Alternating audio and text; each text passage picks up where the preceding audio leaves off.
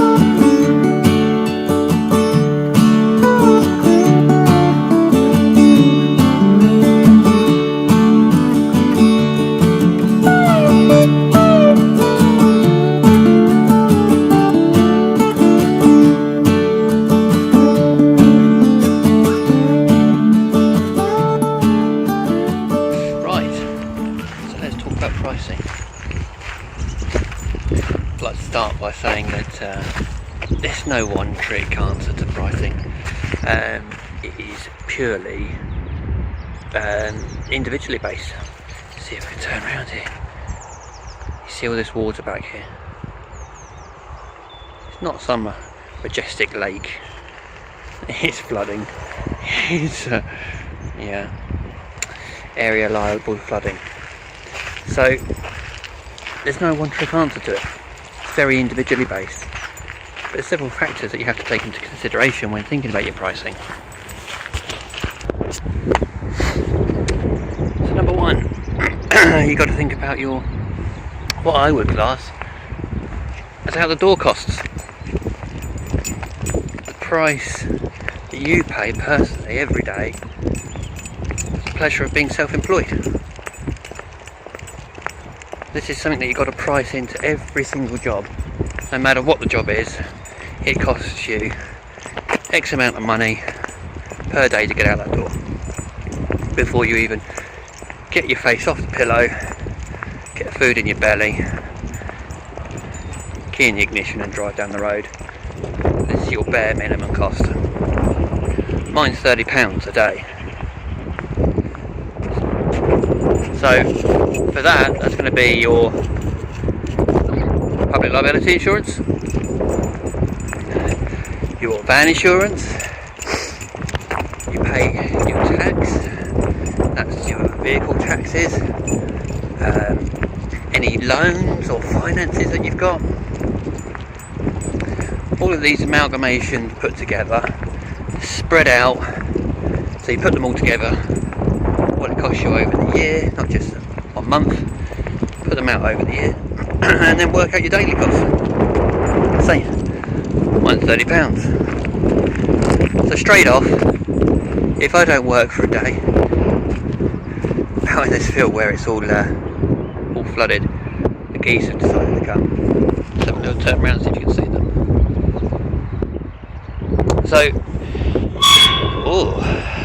So yeah, £30 is my out the door cost. It doesn't matter what I do, where I'm going, £30. At stage one,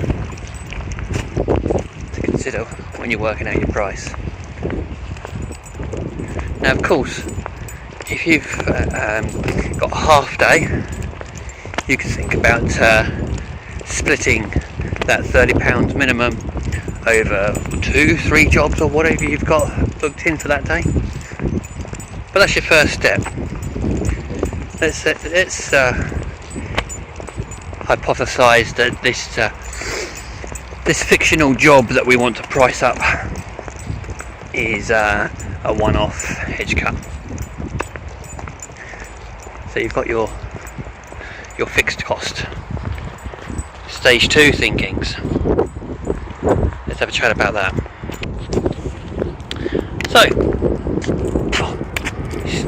Frank's decided to stop for the toilet. Oh no, he's just having a sniff, don't panic. So stage 2 of pricing. Oh, I'm going to have to get out. Come on, boy. Stage 2 of pricing. Your variables. These are the things that change job to job. So if you're doing a stripping job or a mowing job, the lawns are going to be different sizes, so it's going to be a different price.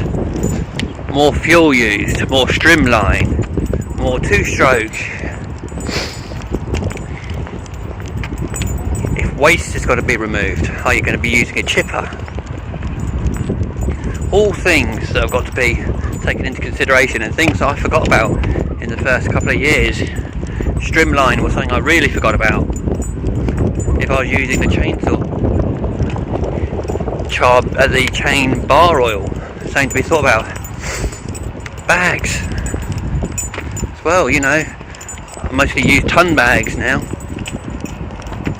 but if you've got to buy bin bags, I know it's only a small thing, but it all adds up. Garden twine, yeah, everything like that, all adds up. So your variables, you've got to consider what's going to be used on this job. Just rest myself here for a second. Crazy hair. So you've got your variables. You've got to think about. So in your variables, you've got to be thinking about the time it's taken to get to the job, the time it's going to take to dispose of the waste, as well as the costs. You've got to consider the time you've taken to put the quote together, if you're going away to do a quote. I always do. I will never give a price on the spot for a job unless it's something simple like mowing, where I can gauge that's going to be a £20 lawn. And no, I don't do an hourly price, it's for the cut.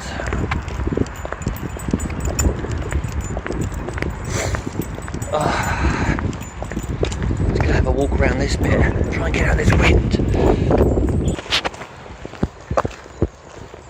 So, you've got your outdoor price, you've worked out your variables. Now you've got to work out the on-the-job price. So these are things. Hi, Frank. So these are things like, well, if you're going to be doing a fencing job, not just the materials. Things to consider are if you're going to need extra help, how much, you know, if you're going to need extra tool hire, if you're going to need an auger. Are you going to have to clear back areas first before you can start working? Don't forget to add in on that the extra streamline and things like that again. Again, waste away. Don't forget the concrete that's going to come out the ground. So you've got to have a consideration for materials and all that sort of thing. Hiring in plant machinery if needed. Don't underestimate with things where you're having materials included, the time that it takes if you're going to go off and get those materials, or if you're going to have them delivered. You've also got to take into consideration, built into your price, whether you're going to get let down by a supplier. It's not uncommon for a delivery not to turn up on time, or the day that they've they've talked about. So that's something to think about when you come into the running of a job. So there's 3 sections so far that I work from. Out the door cost, your variable costs, and then materials for a job, so what I would call job running costs. Which comes to the 4th section, which is the most important section in my ideas, in my estimation. This is the most important bit. And unfortunately, the bit people tend to get wrong. So this is the bit where we talk about what you want to make out of a job. So we've put together all of these things, these running costs and the working of the job, and you're looking at this quote and you're thinking, wow, it's already worked its way up there. Now if you're in a position where you're thinking this is becoming too expensive, you need to toughen up, because I was in this position. I had this mindset for a few years. Something that's always held me back is that I love to do things myself. I have struggled and always have, and this is a genetic thing where my grandparents and my dad were of the make do, do it yourself era, and I still do it to an extent where I will sorry, turd calls. Okay, I'd like to add, that's the dog's turd, not mine. So yeah, I've been brought up with the make men do generation, and I try and pass that on to the customers. I always try and find the most economical way to keep their price down, which is great for them. Absolutely fantastic, and a lot of people appreciate it. Unfortunately, one of the areas that you can't reduce your cost on is your cost, because in this last section, this 4th and final bit of the pricing puzzle that I always work by, is the bit where you think about your running costs, your personal, your lifestyle, the way that you live, and the lifestyle that you've become accustomed to. Now this is a bit where it really does vary for people, because you might be pricing up against somebody who is at a different stage of business to you. Loads of starlings around here, absolutely loads of them. Lovely to see. It's hard to believe that they used to be on the general licence for shooting. Anyway, I'm going to turn the camera off, because these people are going to think I'm weird talking to this.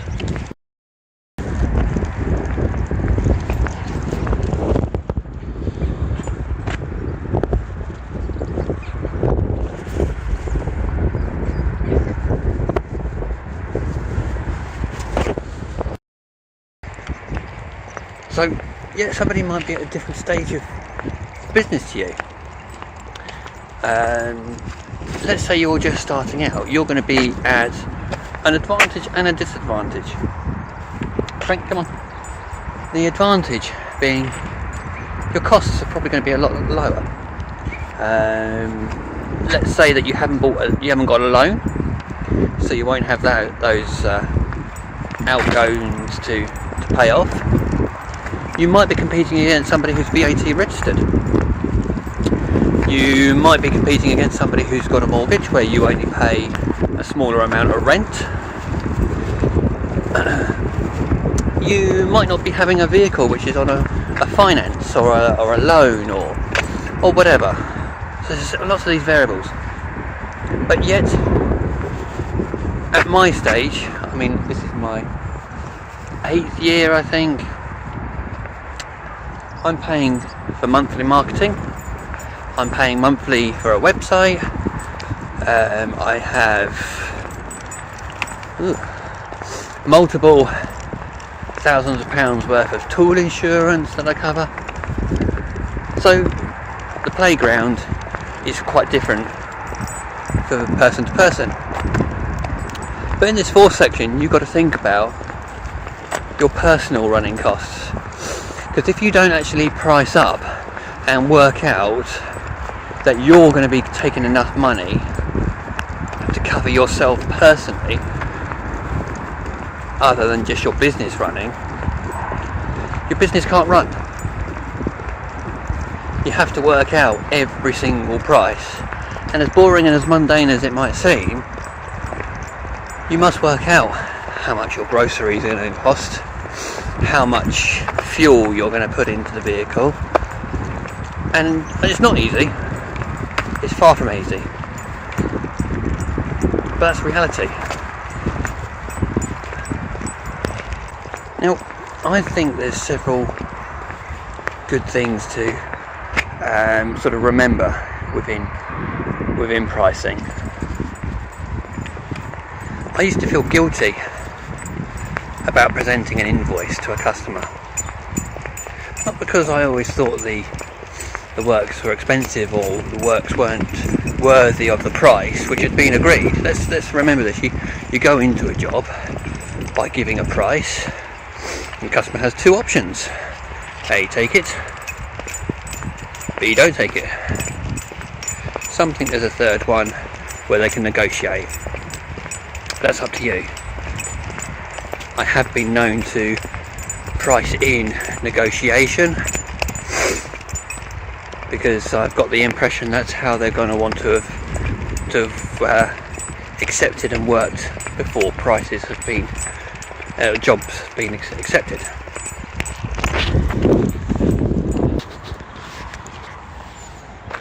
Oh dear. So, words of wisdom. And these aren't so much my wisdom. These are words that have been passed on to me from different people. First one being, any cheap fool can be busy. So, in that meaning, if you're really busy and turning work away, and you're getting every price accepted. Pardon me, God, let me just get rid of this dog egg. There we go, responsible dog owner. So, let me switch hands so I don't keep putting my hand in front of the camera. So yeah, any cheap fool can be busy. So if you keep getting work and it keeps getting accepted, it's good. If you start running yourself ragged and you're thinking, what's going on? Why am I working so hard but not actually making any money? Any cheap fool can be busy. I spent some time where I kept putting prices up until I didn't get work.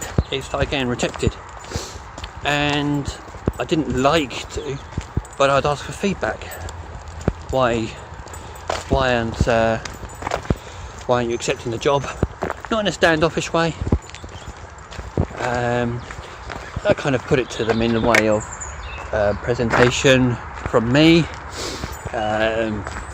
feeling if the job satisfaction might not have been there, price, that sort of thing, and it always came out price. So I knew that I had to back off my prices slightly. Everyone wants to make the most out of a job. As much as passion I have for this, it's still a reality that you work for money. That's the reality. But it seems to be a dirty word. Nobody wants to talk about money, really. It's a very un-British thing to talk about money. Which leads me on to the second lot of words of wisdom I'm going to pass on. Be honest and upfront. Simple as that. Be honest with customers. When I do a price, say for a fencing job, I itemise. A lot of people don't like that, and when I say a lot of people, customers love it. I've never had a bad bit of feedback about let's just switch around here, go this way.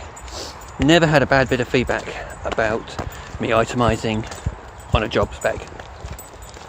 So it doesn't always work with things like general maintenance, but it doesn't hurt, I can tell you, to put down a job spec. It certainly doesn't hurt to put down a job spec on maintenance. So mowing front back lawn to size of approximately 50 square meters back lawn, edging to be done twice monthly, beds and borders to be weeded, front garden once fortnightly, hedges to be maintained 3 times a year, waste to remain on site, bagged up by ourselves and left in X place. We will be visiting on such and such a day between the hours of such and such, but these may vary due to weather conditions and other circumstances, that sort of thing. You've got to cover yourself. You've got to be clear about what you're providing for that money. Third bit of advice: do what you say you're going to. Be a person of your word. I know it's difficult, life gets in the way, circumstances can change. Especially as a self-employed person, you can start to, I wouldn't say take liberties, but you start to take advantage after a while of your own flexibility. You're your own boss. It's your prerogative to be able to take a day off when you want. But that customer that you might be letting down is relying on you to do a service. And we must remember, with general maintenance and hedge cutting and things like that, that there will always be somebody cheaper than you. There's always going to be, and this is a term that I've heard, Bob and his mower, the guy who will have his machine in the back of his car, and I'm not speculating that that person's not professional, of course not. But he's doing it for beer and fags money. He hasn't got HMRC wanting their cut. He won't have the insurance that you've got. So you've got to provide a service that he can't provide. And this goes on to the fifth and final thing. When you're pricing up your share, you've got to remember that the customer is not only paying for all of these things and the job to be done. When that customer says to you, oh, well, it's only going to take you 3 hours for cutting that hedge and you want to charge me £450, you say, well, I've got those tools to be able to do that job within that time scale. I've worked years to be able to work efficiently, to be able to give you that job for that time scale.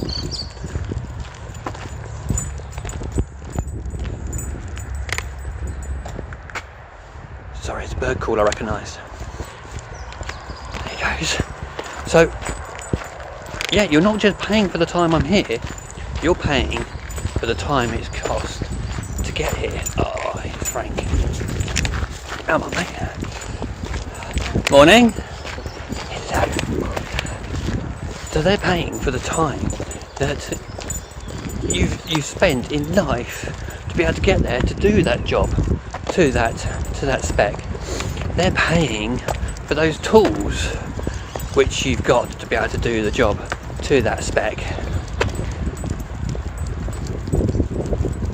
So you've got to almost look at it in the way of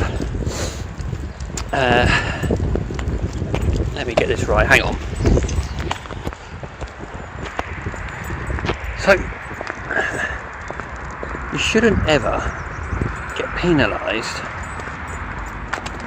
by a customer for being able to do your job in a productive manner. You shouldn't ever get penalised by a customer for having good tools and being able to use those tools in an efficient manner. They're not just paying for the time that you're there doing the work, they're also paying for the years and the experience prior to you getting to them to do that job. Don't be a cheap fool. It doesn't help anybody.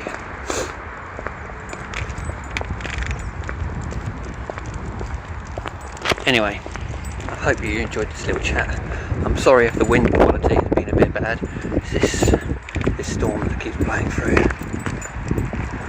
Anyway, I hope somebody finds this video helpful. A little dive into information that you might have or might not have thought of. Please do drop me a question below. Feel free to message if you want me to answer anything. And good luck with all who are starting new businesses and start continuing into 2020. Where did this year go? Anyway, thank you very much.